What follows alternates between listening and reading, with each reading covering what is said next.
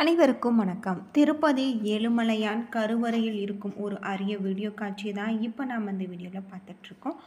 பார்ப்பதற்கே காண கண்கோடி வேணும் அப்படின்னே சொல்லலாம். உங்களுக்கு திருப்பதி ஏழுமலையான் பிடிக்கும் அப்படின்னா ஓம் நமோ நாராயணா என்னும் மந்திரத்தை மறக்காமல் கமெண்ட் பண்ணுங்கள். அது மட்டும் இல்லாமல் திருப்பதிக்கு செல்வதால் ஏற்படக்கூடிய நன்மைகள் என்ன, திருப்பதியில் சுற்றி இருக்கக்கூடிய பல ஆச்சரியங்களான விஷயத்தை பற்றி தான் இன்றைக்கி நம்ம இந்த வீடியோவில் தெரிஞ்சுக்க போகிறோம். நீங்கள் திருப்பதிக்கு சென்றீங்கன்னா அந்த அனுபவத்தை மறக்காமல் கமெண்ட் பண்ணுங்கள். வாங்க வீடியோக்குள்ளே போகலாம். வாழ்க்கையில் திருப்பம் என்று திருப்பதி தல தரிசனத்தை சொல்வாங்க.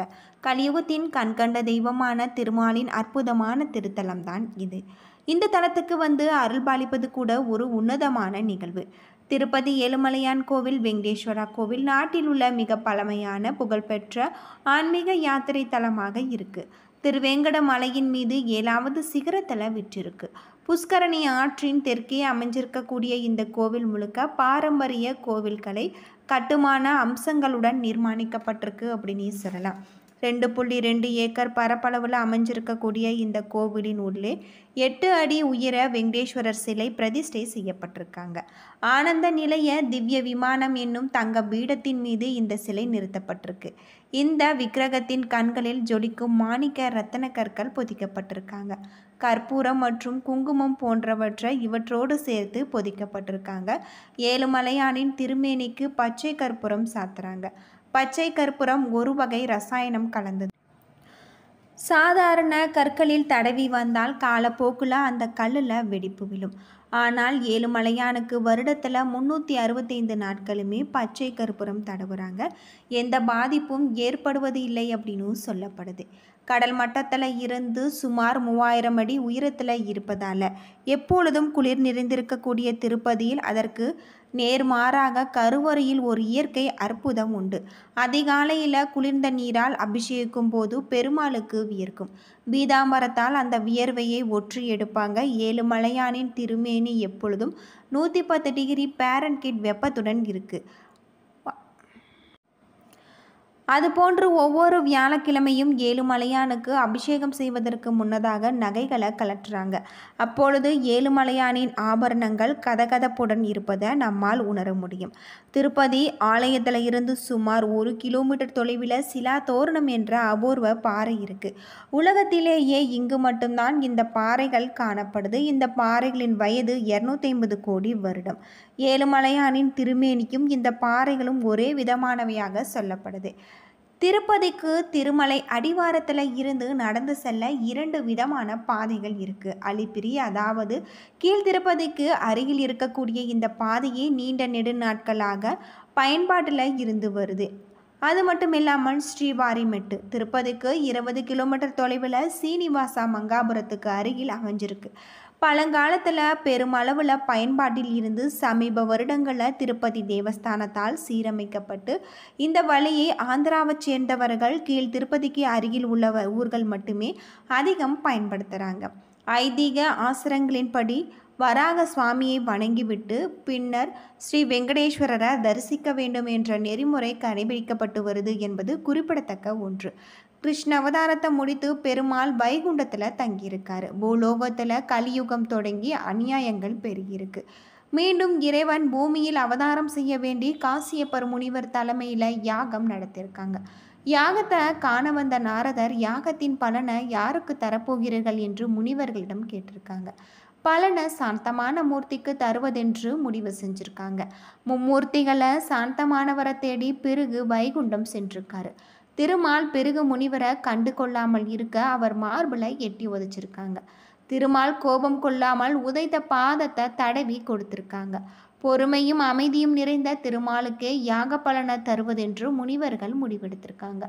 மார்பில் உதைத்த பிறகு முனிவரை தண்டிக்கும்படி லட்சுமி சொல்ல திருமால் மறுத்து விட்டிருக்காரு. லட்சுமி கோபம் கொண்டு பார்க்கடல்ல இருந்து கிளம்பி பூலோகத்தில் அடைந்து தவத்தில் ஆழ்ந்திருக்காங்க.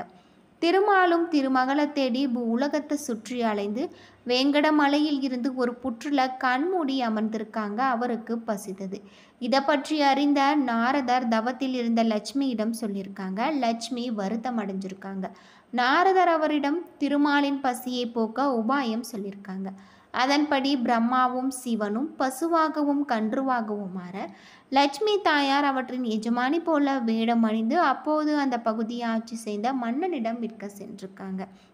மன்னன் வாங்கிய பசு மேய்ச்சலுக்கு செல்லும் போது திருமால் இருந்த புற்றுக்கு சென்று பால் சொரிந்தது. பசுவை மேய்த்த இடையன் பசுவின் பின்னால் சென்று புற்றில் பால் சொரிவதை கண்டிருக்காங்க. கோடாரியால் பசுவை அடிக்க முயற்சி சென்றிருக்காங்க. கோடாரி தவறி புற்றுக்குள் இருந்த பெருமாளின் தலையில் பட்டு ரத்தம் சிந்தியது. தன் காயம் தீர மூலிகை தேடி சென்ற பெருமாள் ஆசிரமம் ஒன்றை கண்டிருக்காங்க. அது வராகமூர்த்தியின் ஆசிரமம். அங்கிருந்து வகுலாதேவி முற்பிறப்பில் கண்ணனின் அன்னை யசோதியாக பிறந்தவர். தன் பிள்ளையான திருமாலின் முகத்தை கண்டவுடன் பாசத்தில் மூழ்கியிருக்காங்க. திருமாலும் அன்புடன் வகுலாதேவியை அம்மா என்று அழைச்சிருக்காங்க. வகுலாதேவி தன் பிள்ளைக்கு சீனிவாசன் என பெயரிட்டிருக்காங்க. தன் பிள்ளையின் காயம் தீர மருந்திட பசி போக்கிட கனிகளை தந்திருக்காங்க. இந்த நிலையில சந்திரகிரி என்ற பகுதியை அகாசராஜன் என்பவன் ஆண்டு வந்திருக்காங்க. பிள்ளை வரமேண்டி தன் குலகுரு முனிவரின் ஆலோசனையின்படி புத்திர காமேஷ்ட யோகம் செய்ய நல்ல நேரம் குறிச்சிருக்காங்க. யாகம் செய்யும் இடத்தை செம்மைப்படுத்தும் போது பூமியில் புதைந்திருந்த பெட்டிக்குள் இருந்த தாமரையில் படுத்த நிலையில ஒரு பெண் குழந்தை கிடந்தது. தாமரைக்கு பத்மம் என்று பெயர் உண்டு. எனவே குழந்தைக்கு பத்மாவதி என பெயரிட்டிருக்காங்க. ராம அவதாரத்தின் போது வேதவதி என்னும் பக்தை ராமனை மணாளனாக பெற வேண்டி தவம் செஞ்சிருக்காங்க. ராமனும் அவளிடம் பின்னாளில் அவளை மனம் செய்து கொள்வதாக வாக்குறுதி கொடுத்திருக்காங்க. அதன்படி வேதவதி பத்மாவதியாக பிறந்திருக்காரு. பிறந்து ஆகாச மகனின் மகளாக வளர்ந்து வந்திருக்காங்க. சீனிவாச பெருமாளுக்கும் பத்மாவதி தாயாருக்கும் திருமணம் இனிதே நடந்தது. அதன் பின்பு சீனிவாச பெருமாள் கலியுகம் முடியும் வரை திருமலையில சிலா ரூபமாக பக்தர்களுக்கு அருள் தரும் விதமாக திருமலையில எழுந்தருளிருக்காரு. சோழ மன்னன் தொண்டைமான் தேவலோக சிற்பியான விஸ்வகர்மாவின் உதவியுடன் பெருமாளுக்கு கோவில் ஒன்றை எழுப்பியிருக்காங்க. பத்மாவதி அலமேல் மங்காபுரத்தில் அருளாட்சி செஞ்சுருக்காங்க. சீனிவாச பெருமாள் தினமும் திருச்சானூர் வந்து தங்கிவிட்டு காலையில் திருமலைக்கு திரும்பி விடுவதாக ஐதீகம். அது மட்டும் இல்லாமல் 7 மலைகளுக்கு அதிபதி என்பதால் ஏழுமலையான் என்று அழைக்கப்படுறாரு. சித்தூர் மாவட்டத்தில் கிழக்கு தொடர்ச்சி மலை அடிவாரத்தில் அமைஞ்சிருக்கு திருப்பதி. இந்த நகரத்தை ஒட்டி உள்ள திருவேங்கட மலையின் மீது தான் ஏழுமலையான் கோவில் கொண்டிருக்காரு அப்படின்னே சொல்லலாம். அது மட்டும் இல்லாமல் திருப்பதி சென்று வந்தால் வாழ்க்கையில் திருப்பம் என்று சொல்லுவாங்க. வருடத்தின் அனைத்து நாட்களிலுமே திருப்பதியில் பக்தர்கள் கூட்டம் கூடிக்கொண்டே இருக்கு. திருப்பதி கோவிலை பொறுத்தவரை இதுவரை வெளிவராத காரணம் புரியாத பல அதிசயங்கள் மறைஞ்சிருக்கு. அது மட்டும் இல்லாமல் திருப்பதி கோவிலுக்கு செல்லும்போது நாம் சில விஷயங்களை செய்வதால் நம்முடைய வாழ்க்கையில் இருக்கக்கூடிய அனைத்து விதமான பாவங்களும் தீரும். பொதுவாக திருப்பதி கோவில் கருவறையில் குடிக்கொண்டிருக்கக்கூடிய வெங்கடேஸ்வர பெருமாளின் விக்கிரகத்தில் இருப்பது உண்மையான முடி அப்படின்னு சொல்லப்படுது.